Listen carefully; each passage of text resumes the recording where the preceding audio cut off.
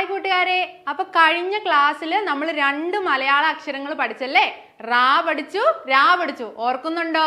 റാ എന്ന് പറയുന്ന റോട്ടിക്കൂടെ ഒരു വണ്ടിയൊക്കെ ഓടിച്ച് നമ്മൾ ഇടിപ്പിച്ചുകൊണ്ട് നിർത്തിയിട്ടൊക്കെയാ രാ പഠിച്ചത്. കൃത്യമായിട്ട് ഓർക്കുന്നുണ്ടല്ലോ അല്ലെ? അങ്ങനെയാണ് ഇതിന്ന് തന്നെ ഈസി ആയിട്ട് നമുക്ക് മറ്റൊരു മലയാള അക്ഷരം കൂടി പഠിക്കാം. അപ്പൊ നോക്കിക്കേ, നമ്മൾ കഴിഞ്ഞ ക്ലാസ്സിൽ പഠിച്ചല്ലേ? റാ ആയിരുന്നു നമ്മൾ പഠിച്ചത്. കഴിഞ്ഞ ക്ലാസ്സിൽ നമ്മൾ റാ പഠിച്ചു. ഈ റാ എന്ന് പറയുന്ന റോട്ടിൽ കൂടെ ദേ കാർ ഓടിച്ച് നമ്മൾ ദേ ഇവിടെ കൊണ്ടുവന്ന് ഇടിപ്പിച്ച് നിർത്തി നമ്മൾ എന്ത് പഠിച്ചു? രാ പഠിച്ചു. ഇനി അടുത്ത നമ്മൾ പഠിക്കാൻ പോകുന്ന അക്ഷരം ഇവിടെ നോക്കിക്കോ. ഈ റാ എന്ന് പറയുന്ന റോട്ടിൽ കൂടെ നമ്മൾ വണ്ടി ഓടിച്ച് ദേ ഇവിടെ കൊണ്ടുവന്ന് നിർത്തുന്നില്ല. നമ്മുടെ വണ്ടി വീണ്ടും മുന്നോട്ട് പോയി. അപ്പൊ ദേ എന്തായി? അക്ഷരം തായായി. കണ്ടോ? അക്ഷരം ഏതായി? തായായി. അപ്പൊ 3 അക്ഷരം ആയില്ലേ? നോക്കിക്കേ. ആദ്യം നമ്മൾ റാ മാത്രം പഠിച്ചു.